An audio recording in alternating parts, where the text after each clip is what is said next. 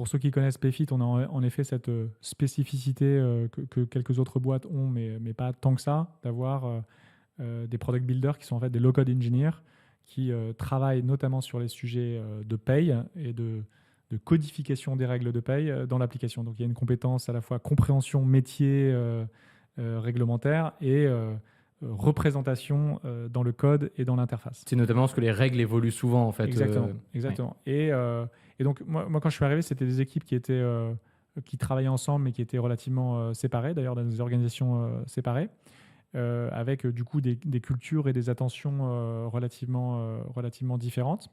On les a rapidement mises ensemble.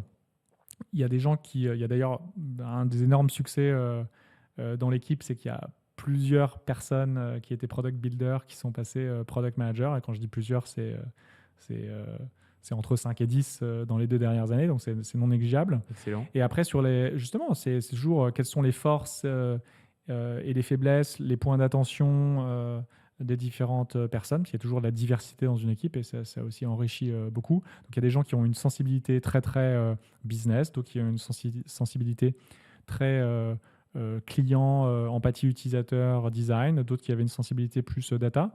Et le sujet, c'est comment on garde cette diversité tout en faisant monter, entre guillemets, avec la logique de l'émulation et de l'éducation continue, et de l'apprentissage continu, sur des problématiques, notamment data et business, sur lesquelles on devait plus peut-être s'améliorer.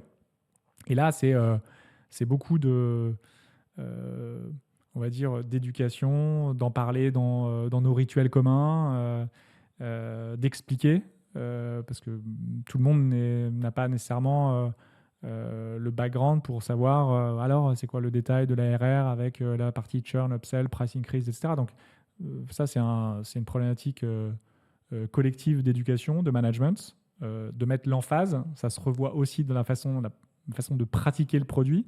De dire, OK, quand on travaille sur quelque chose, on doit avoir une hypothèse de succès avec des métriques clés. Et ensuite, on doit être capable de mesurer l'impact. Et l'objectif, c'est jamais... oui, on aimerait que tout marche, mais l'objectif, c'est d'apprendre le plus vite possible pour pouvoir itérer. Donc, c'est vraiment un apprentissage continu.